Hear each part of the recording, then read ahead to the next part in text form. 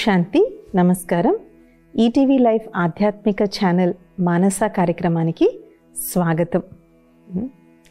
మనం చాలా కామన్గా మైండ్, బాడీ అండ్ సోల్ ఈ మూడిటి గురించి వింటూ ఉంటాము. చాలామంది మైండ్, బాడీ, సోల్ క్లినిక్ అని, మైండ్, బాడీ, సోల్ హీలింగ్ అని చేస్తూ ఉంటారు. ఆత్మ, మనస్సు, శరీరం, ఈ మూడు. సో ఈ మూడిటి మధ్య ఉన్నటువంటి సంబంధం ఏంటి?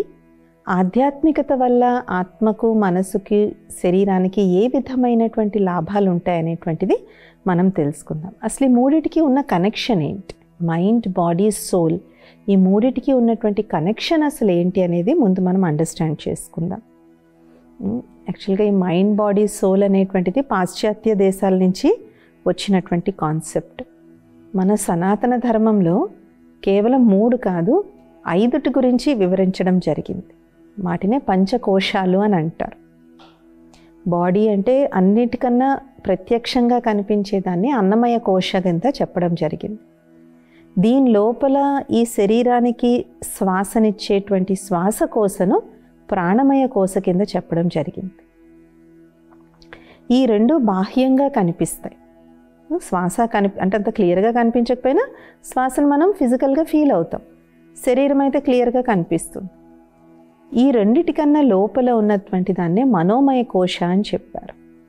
మనోమయ కోశనే మనస్సు. మైండ్, బాడీ, సోల్లో మైండ్ అంటే మనస్సు. ఇక్కడ మన ఫీలింగ్స్, మన థాట్స్, మన ఎమోషన్స్, ఇవన్నీ కూడా ఎక్స్పీరియన్సెస్, మెమరీస్ అంటే జ్ఞాపకాలు, అనుభవాలు, అనుభూతులు, భావాలు, భావోద్వేగాలు, మన ఆలోచనలు, మన జ్ఞాపకాలు, ఇవన్నీ కూడా ఈ మనోమయ కోశలో, ఈ మనస్సులో పొందుపరిచి ఉంటాయి. దాన్నే మైండ్ అని చెప్పడం జరిగింది. దీనికన్నా లోతుగా ఉన్నదాన్ని బుద్ధి అని అంటారు. అదే విజ్ఞానమయ కోశ. విజ్ఞానమయ కోశ అంటే ఏంటి అంటే ఇక్కడ మనము నిర్ణయించుకునేటువంటి శక్తి, logical thinking, analytical thinking, critical thinking, ఏదైతే మనం పరిశీలించగలగడం, గ్రహించగలగడం, సూక్ష్మంగా అర్థం చేసుకోగలగడం, మంచి చెడు మధ్య నిర్ణయం తీసుకోగలగడం, ఇలాంటి ఫైనర్ ఫంక్షన్స్ అంటే ఇలాంటి ఒక సూక్ష్మమైనటువంటి క్రియలను చేసేటువంటిదే విజ్ఞానమయ కోశ. కొత్త కొత్త ఆలోచనలు, కొత్త కొత్త క్రియేటివిటీగా ఉండడము. సో మనలో ఉన్నటువంటి టాలెంట్స్, మనలో ఉన్నటువంటి స్కిల్స్ అంటే మనలో ఉన్నటువంటి నైపుణ్యాలు, విశేషతలు, ఇవన్నీ కూడా ఈ విజ్ఞానమయ కోశలో ఉంటాయన్నమాట. ఈ 4 కూడా ఏదో ఒక రకంగా మనకి ఫిజికల్ ప్లేన్లో ఉంటే 5వదే ఆత్మ. దాన్నే ఆనందమయ కోశ అని అన్నారు. ఎల్లప్పుడూ ఆనందకరమైనటువంటి స్థితిలో ఉంటుంది. సో హ్యూమన్ బీయింగ్, హ్యూమన్ అంటే మట్టి అని, అంటే ఈ యొక్క శరీరం. బీయింగ్ అంటే దీంట్లో ఉన్నటువంటి చైతన్యము, చైతన్యత. సో ఒక పరిపూర్ణమైనటువంటి వ్యక్తి అంటే ఈ 5 శరీరాలతో ఉన్నటువంటి వాడు.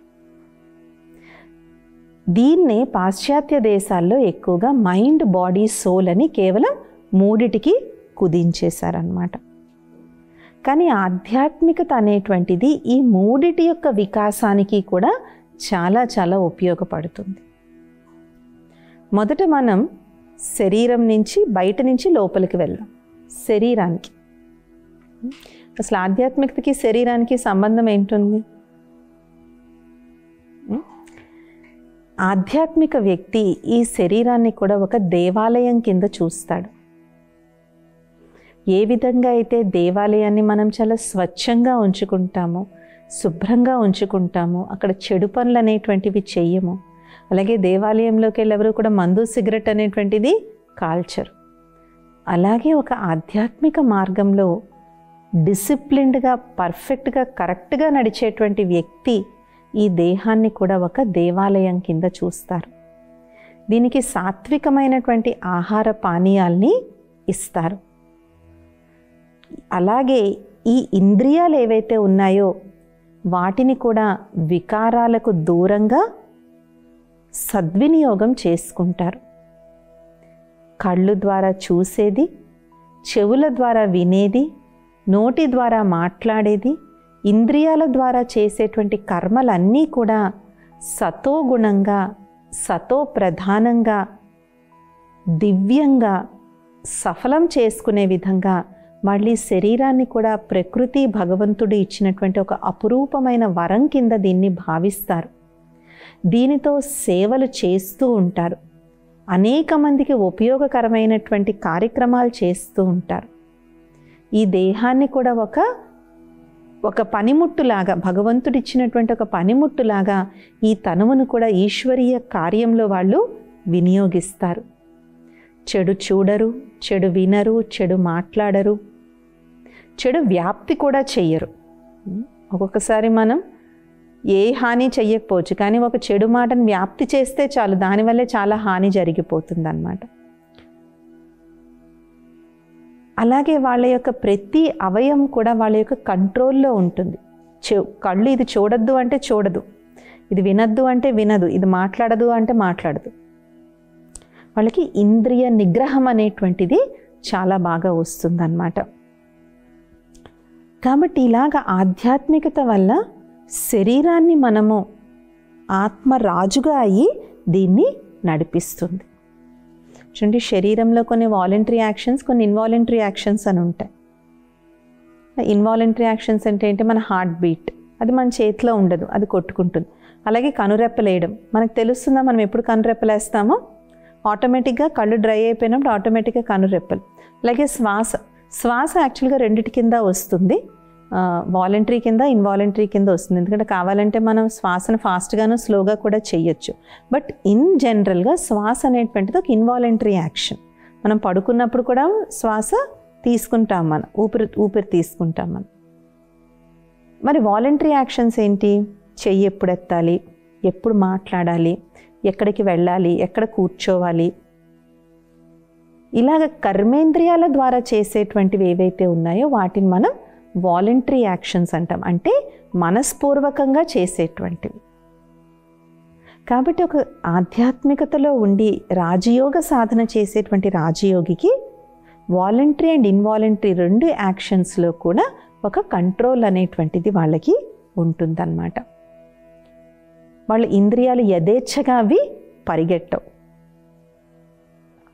అందుకే ఒక రాజయోగి గుర్తు చూసినట్లయితే ఒక రాజయోగి ఎప్పుడు కూడా 5 గుర్రాలను నడుపుతున్నట్టుగా కనిపిస్తుంది. 5 గుర్రాలు ఏంటి? ఇంద్రియాలు, కర్మేంద్రియాలు. ఈ కర్మేంద్రియాలు, జ్ఞానేంద్రియాలు 5 ఉంటాయి. కాబట్టి ఈ 5టిని కూడా రాజయోగి తన నియంత్రణలో ఉన్నట్టుగా చూపెట్టడం జరుగుతుంది అన్నమాట. సో ఇలాగ స్పిరిచువాలిటీ అనేటువంటిది బాడీకి చాలా హెల్ప్ చేస్తుంది. సో ఆటోమేటిక్గా ఎప్పుడైతే ఇంద్రియాల మీద కంట్రోల్ ఉంటుందో మనము బాడీకి హాని చేసేటువంటి ఆహార పదార్థాలను కానీ పానీయాలను కానీ మనం స్వీకరించం. మనకు తెలుసు, మనకి డయాబెటీస్ ఉంది, స్వీట్ తినకూడదని అదే పనిగా మనం స్వీట్ తినం. ఏదో వన్స్ ఇన్ అ వైల్ ఏదో ఒక స్పెషల్ ఒకేషన్ ఉందంటే దానికి ఇంత చిన్న మొక్క, అంతే తప్ప రోజు ఒక స్వీట్ తినాలి, బయటికి వెళ్ళినప్పుడల్లా ఒక రసగుల్లా తినాలి, బయటికి ఎప్పుడు వారానికి ఒకసారి గులాబ్ జామున్ తినాల్సిందే, ఇలాగ ఉండదు. చాలా ఇంద్రియ నిగ్రహంతో ఉంటాడు. రెండవది మనస్సు. మనస్సును అండమే కళ్ళెం లేని గుర్రమని అంటారు. కళ్ళెం లేని గుర్రం అని ఎందుకు అంటారు? కళ్ళెం లేని గుర్రానికి 2 క్వాలిటీస్ ఉంటాయి. ఒకటి చాలా ఫాస్ట్గా పరిగెడుతుంది, 2 దానికి నచ్చిన చోట పరిగెడుతుంది కళ్ళెం లేకపోతే. అలాగే మనసు స్పీడ్కి ఏమన్నా లిమిట్ ఉందా?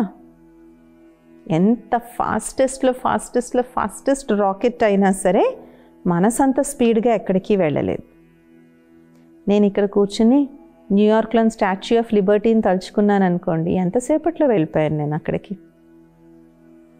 అలాగే ఇక్కడ కూర్చుని నేను తాజ్మహల్ని తలుచుకున్నాను, ఎంత సుందరంగా ఉంటుంది తాజ్మహల్, దాని ముందు ఉద్యానవనాలు ఎంత బాగుంటాయి, ఆ పాలరాతి కట్టడం ఎంత బాగుంటుంది, ఎలా అనిపిస్తుంది? వెళ్ళిపోయినా లేదా నేను ఢిల్లీ, 1 నిమిషానికి నేను ఆగ్రాయిడ్లో వచ్చేసాను. సో మనసుకి అంత స్పీడ్ అనేటువంటిది ఉంది. దీన్ని ఒక ఆధ్యాత్మిక వ్యక్తి, ఒక రాజయోగి సద్వినియోగం చేసుకుంటాడు. స్పీడ్ అనేటువంటిది ఎప్పుడూ చెడు కాదు, దాన్ని సద్వినియోగం కూడా చేసుకోవచ్చు. ఎలాగా? శ్రేష్ఠ సంకల్పాలు, శుభ సంకల్పాలు చేసినప్పుడు, ఒక రాజయోగి చేసేటువంటి శ్రేష్ఠ సంకల్పాలు, శుభ సంకల్పాలు అంత ఫాస్ట్గా వెళ్తాయి. అంత ఫాస్ట్గా అవి ప్రయాణించి ఎవరి పట్ల అయితే అలాంటి శ్రేష్టమైన శుభకార్య సంకల్పాలు చేస్తారో వాళ్ళకి అవి ఇమ్మీడియట్గా టచ్ అవుతాయన్నమాట. ఎప్పుడన్నా సరే సంకల్పాలు అనేటువంటిది అవి ఎంత శ్రేష్టంగా ఉంటే వాటిలో ఎనర్జీ అంత హైగా ఉంటుంది. చూడండి, ఏరోప్లేన్లో అసలు ఎందుకు ఏరోప్లేన్ టికెట్ అంత కాస్ట్ ఎందుకు ఉంటుందంటే, ఏరోప్లేన్లో వాడేటువంటి ఫ్యూయల్ ఏదైతే ఉంటుందో ద ప్యూరెస్ట్ ఫ్యూయల్ వేస్తారు అందులో ఇంత చిన్న పిసర కల్తీ కానీ ఉన్నా వెంటనే ప్లేన్ క్రాష్ అయిపోతుంది. అందుకని ఆ ఫ్యూయల్ వల్లే అసలు సగం ప్లేన్ టికెట్ అంత కాస్ట్ ఉండడానికి కారణం అందులో వాడేటువంటి పెట్రోల్. అంత రిఫైన్ పెట్రోల్ ఫ్లైట్లో వేస్తారు కాబట్టి ఎంత హైట్ వెళ్తాం మనం? 35,000 feet హైట్ కూడా వెళ్తాం. మన మబ్బులు మనకు కింద కనిపిస్తూ ఉంటాయి. 35,000 హైట్ ఫీట్లో హైదరాబాద్ లాంటి మహానగరం కూడా ఇంత బుడ్డిగా కనిపిస్తుంది. మనకు అనిపిస్తుంది ఏంటి హైదరాబాద్ ఇంతేనా ఉంది అనిపిస్తుంది. కానీ మామూలుగా చూస్తే ఈ ఎండ నుంచి ఆ ఎండకి వెళ్ళడానికి మనకి మామూలుగా 3-4 గంటలు పడుతుంది. అటు రామోజీ ఫిల్మ్ సిటీ నుంచి మొదలు పెట్టుకుని ఇటు ఎయిర్పోర్ట్ వైపు దాకా ఇటు వెళ్ళాలి అనుకున్నాం అనుకోండి, ఎంత టైం పడుతుంది? చాలా టైం పడుతుంది, రైట్? సో ఇలాగా దేంట్లో అయితే క్వాలిటీ ఎక్కువ ఉంటుందో అది అంత హై ఎనర్జీతో ఉంటుంది. సో ఒక రాజయోగి తన సంకల్పాలని చాలా పొదుపుగా వాడుతూ, సంకల్పాలని పొదుపు చేసుకుంటూ ఎప్పుడు వాడాలో అప్పుడే వాడతాడు. అందుకే కూడా అంటారు కదా, ఎవరైతే తక్కువగా మాట్లాడతారో వాళ్ళ మాటకి విలువ ఎక్కువ ఉంటుంది. సంకల్పాలకు కూడా అది వర్తిస్తుంది.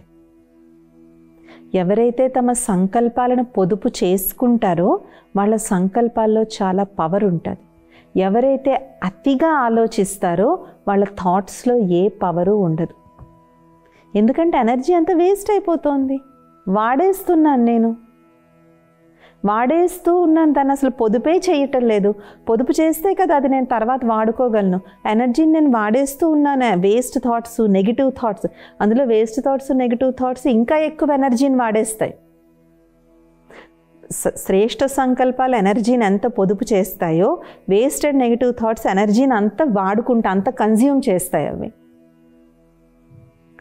కాబట్టి మనకి తర్వాత తలనొప్పి, నీరసం, చికాకు, కోపం, అసహనం ఇవన్నీ దాని యొక్క result. Over thinking, waste thinking, negative thinking.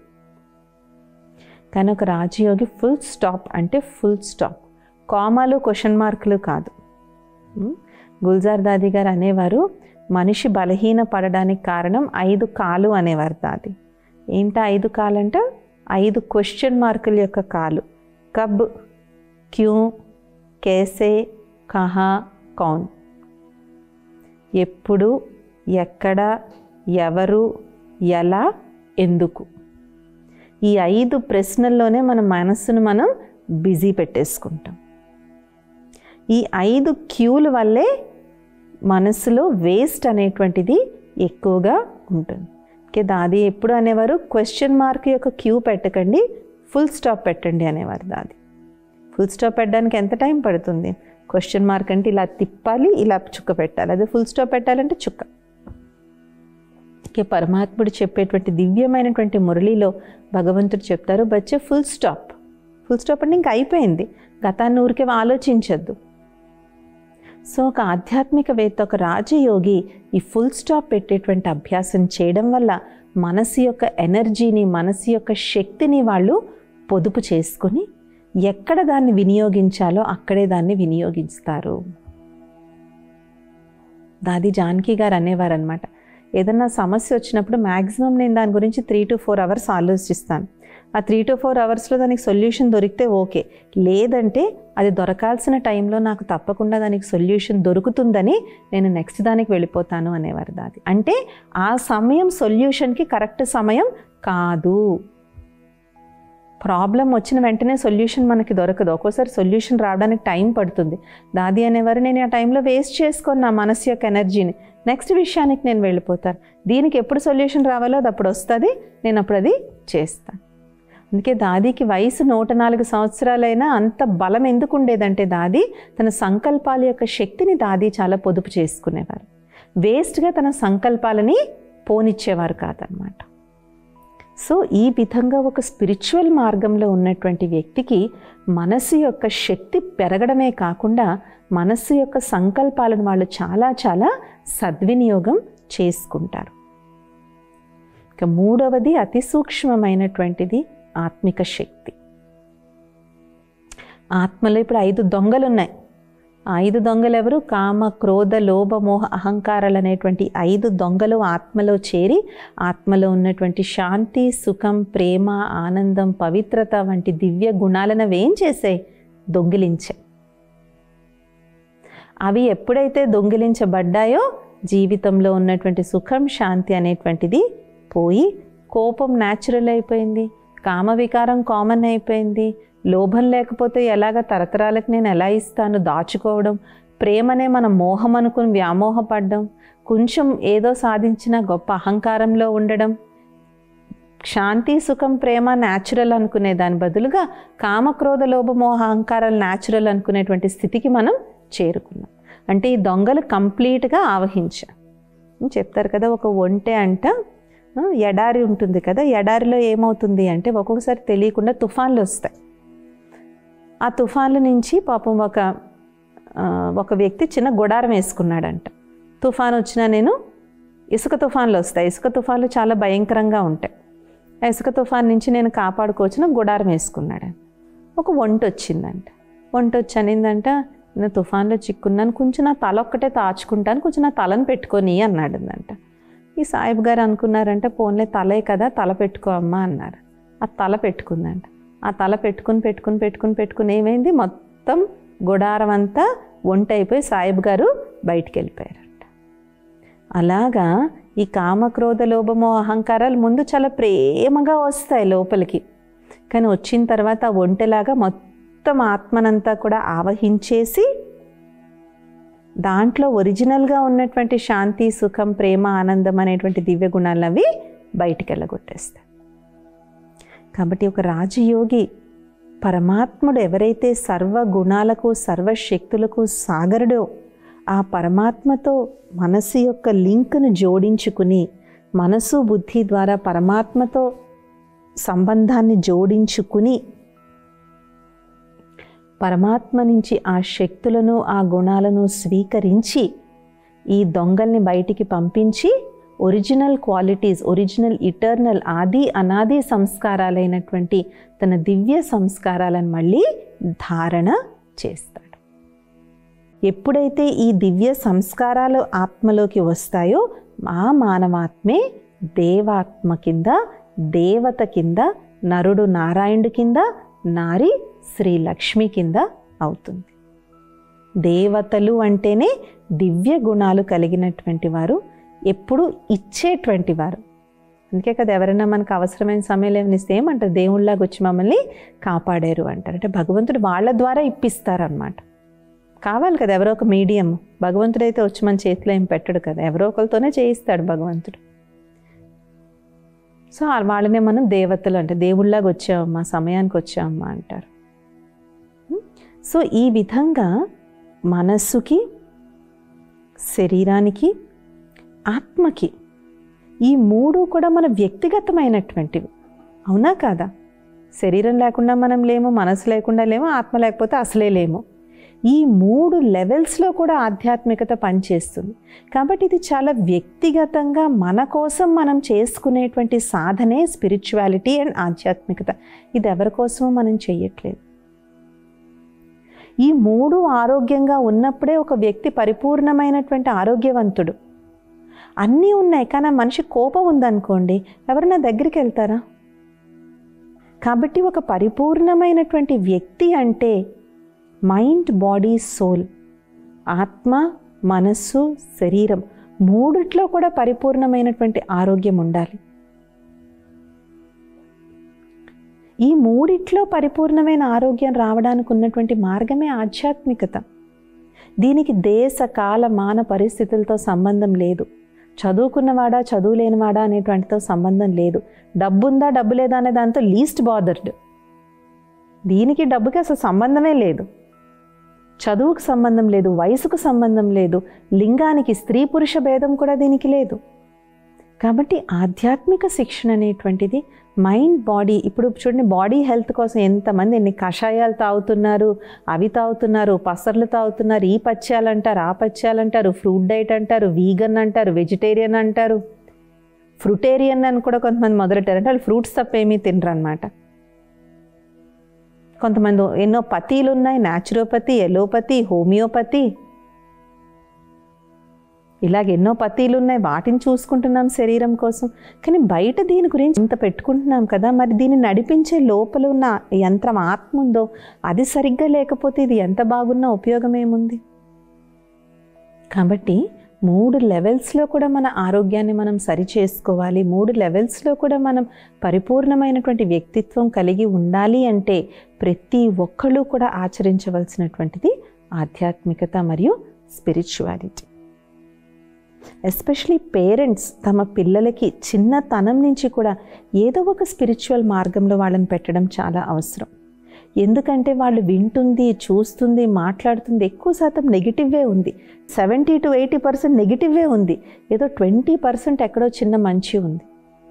కాబట్టి ఎంతెంత మనం వాళ్ళని స్పిరిచువల్ మార్గాల్లో మనం పెడుతుంటామో, స్పిరిచువల్ ఆర్గనైజేషన్స్ మనం ఇంట్రడ్యూస్ చేస్తూ ఉంటామో, వాళ్ళకి ఈ మంచి అనేటువంటిది వాళ్ళలో పెరుగుతూ ఉంటుందన్నమాట. అది మనం వాళ్ళకి ఇవ్వగలిగినటువంటి రియల్ ఆస్తి. మనం ఇవాళ ₹1,00,00,000 సంపాదించి ఇచ్చాము, కానీ వాళ్ళ బుద్ధి మంచిగా లేకపోతే ₹1,00,00,000 ఆర్పేయడానికి ఎంత టైం పడుతుంది? ఒక రోజు చాలు ₹1,00,00,000 ఆర్పేయడానికి. కానీ అదే మనం వాళ్ళకి మంచి సంస్కారం కానీ ఇచ్చినట్లయితే ఆ ₹1,00,00,000 వాళ్ళు 10 కోట్లు చేస్తారు. So the most important education that we can give ఈ స్పిరిచువల్ ఎడ్యుకేషన్. అందుకే ఇప్పుడు చాలా స్కూల్స్లో కూడా ఈ విషయాన్ని రికగ్నైజ్ చేసి చిన్నతనం నుంచే వాళ్ళకి యోగా నేర్పించడం, మెడిటేషన్ నేర్పించడం ఇప్పుడు స్కూల్ స్థాయిలో కూడా ఉంది. అండ్ చాలా కాలేజెస్, ప్రొఫెషనల్ కాలేజెస్ కూడా, especially engineering colleges, medical colleges కూడా ఫస్ట్ ఇయర్లో పిల్లలకి కంపల్సరీగా యోగా, మెడిటేషన్ అనేటువంటిది కరికులంలో భాగంగా పెట్టి వాళ్ళకి ఈ మంచి విషయాలు, మారల్ వాల్యూస్ ఇవి చెప్తూ ఉన్నారు. చాలా కాలేజెస్కి, స్కూల్స్కి, హాస్పిటల్స్కి, నర్సింగ్ కాలేజెస్కి, డెంటల్ కాలేజెస్కి కూడా బ్రహ్మకుమారీస్ వెళ్ళి అక్కడ ఉన్నటువంటి ఫస్ట్ ఇయర్ స్టూడెంట్స్కి స్పిరిచువాలిటీ మీద, మారల్ వాల్యూస్ మీద చాలా క్లాసెస్ చేయడం, వర్క్షాప్స్ చేయించడం, ప్రాక్టికల్ ప్రోగ్రామ్స్ చేయించడం లాంటివి డిజైన్ చేయడం జరిగింది. అలాగే బ్రహ్మకుమారీస్లో విశేషంగా విహాస అని ఒక ప్రోగ్రామ్ జరుగుతుంది. అంటే values in health care, a spiritual approach. ఎవరైతే వైద్య రంగంలో ఉన్నారో వాళ్ళకి ఆధ్యాత్మిక ఉన్నతి కోసం ఈ విహాస కార్యక్రమం తయారు చేయడం జరిగింది.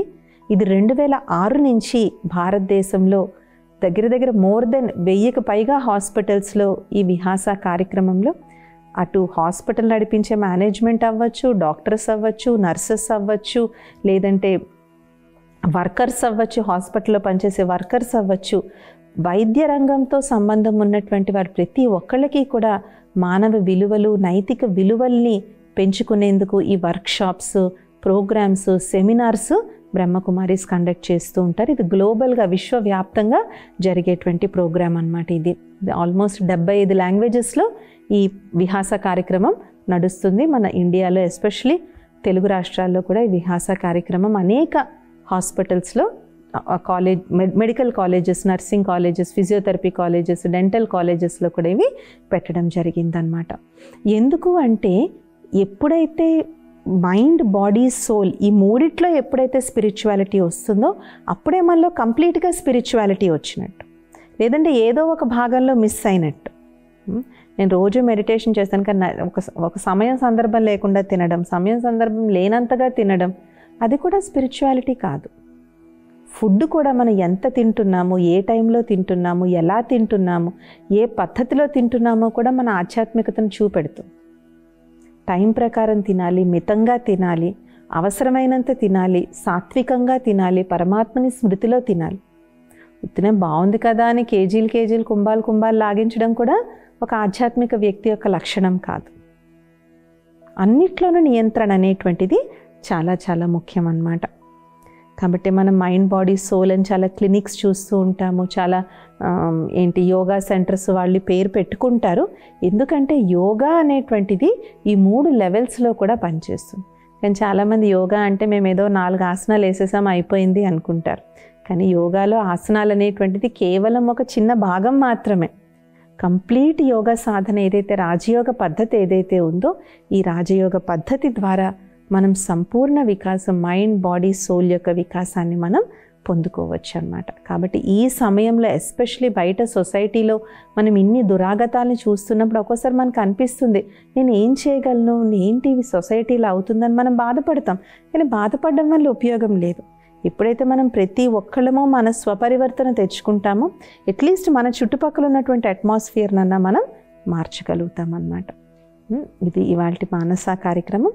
వచ్చే మానసాలు ఇంకొన్ని అంశాలు తెలుసుకుందాం. ఓం శాంతి, నమస్తే.